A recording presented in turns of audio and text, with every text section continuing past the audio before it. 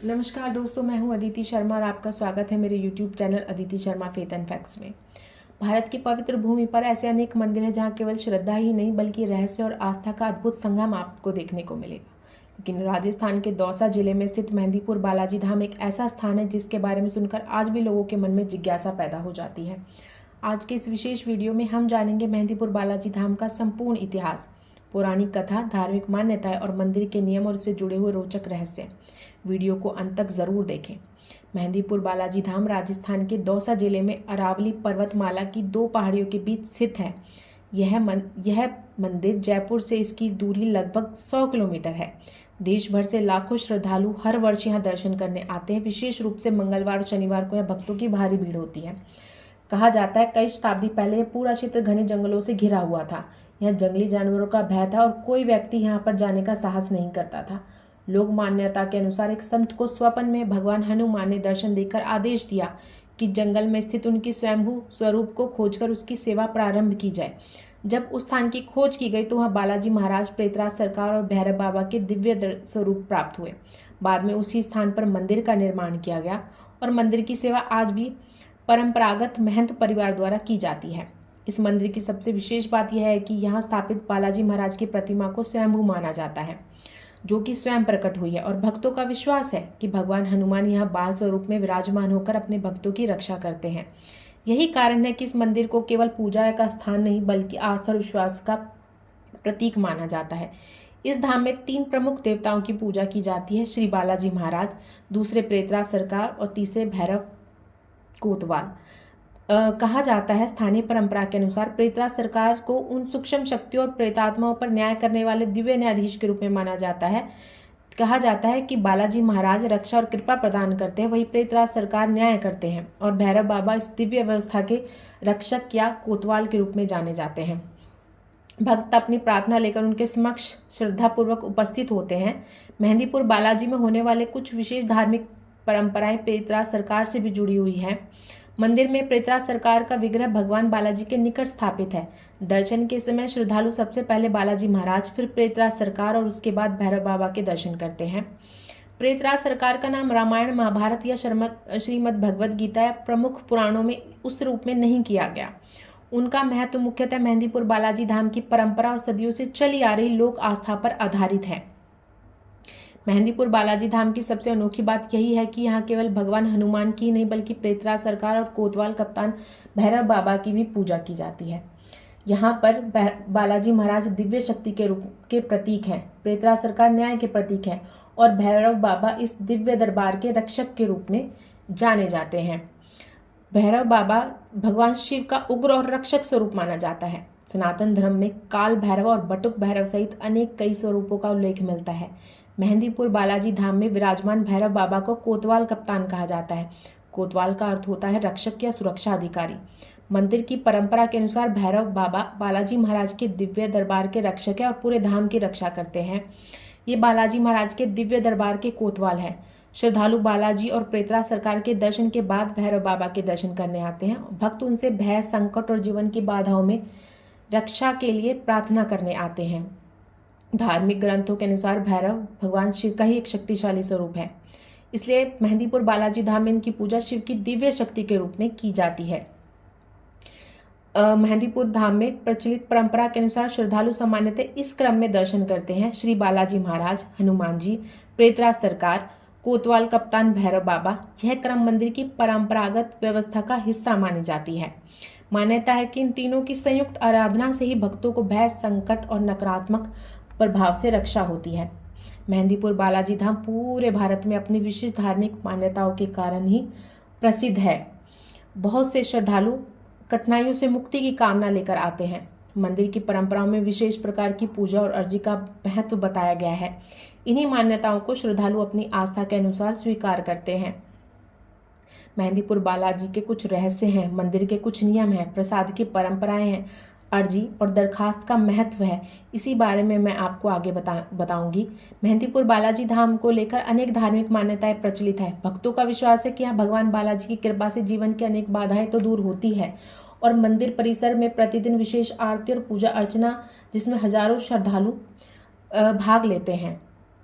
यह ध्यान रखना आवश्यक है कि मंदिर से जुड़ी हुई कई बातें लोक विश्वास और धार्मिक परंपराओं पर आधारित है। इन्हें वैज्ञानिक रूप से प्रमाणित तथ्य नहीं माना जाता, बल्कि श्रद्धालुओं की आस्था का विषय है। अर्जी, दरखास्त और सवामनी का महत्व। मेहंदीपुर बालाजी धाम में 3 प्रकार की सेवाओं का उल्लेख मिलता है। पहली, अर्जी। जब कोई भक्त अपनी मनोकामना लेकर पहली बार महाराज बालाजी के चरणों में आता है तो वह श्रद्धा पूर्वक अर्जी लगाता है। यह भगवान के समक्ष अपनी प्रार्थना और विश्वास व्यक्त करने का प्रतीक माना जाता है। दूसरी है दरखास्त। जब भक्त किसी बड़ी समस्या से मुक्ति या विशेष कृपा की कामना लेकर आता है तो वह दरखास्त अर्पित करता है। यह भी एक धार्मिक परंपरा है जिसे श्रद्धा और नियम पूर्वक किया जाता है।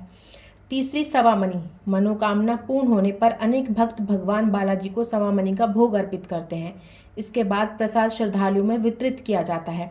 इसे भगवान के प्रति कृतज्ञता व्यक्त करने का माध्यम माना जाता है। मंदिर के नियम।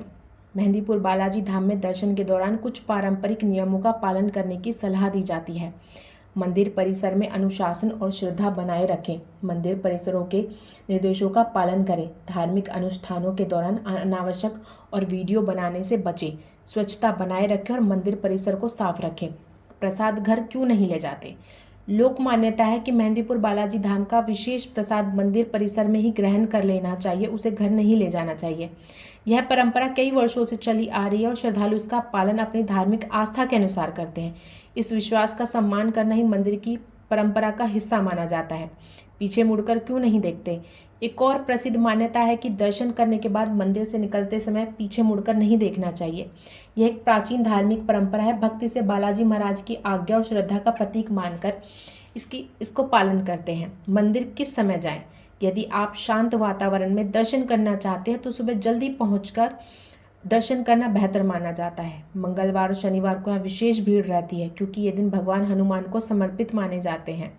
हनुमान जयंती और अन्य मुख्य पर्वों पर लाखों श्रद्धालु दर्शन के लिए आते हैं। यात्रा के दौरान ध्यान रखने योग्य बातें। आरामदायक और शालीन वस्त्र पहने। गर्मियों में पानी और आवश्यक सामान साथ रखें। बुजुर्गों और बच्चों का विशेष ध्यान रखें। केवल अधिकृत दुकानों या मंदिर प्रशासन के निर्देशानुसार ही पूजा सामग्री खरीदें।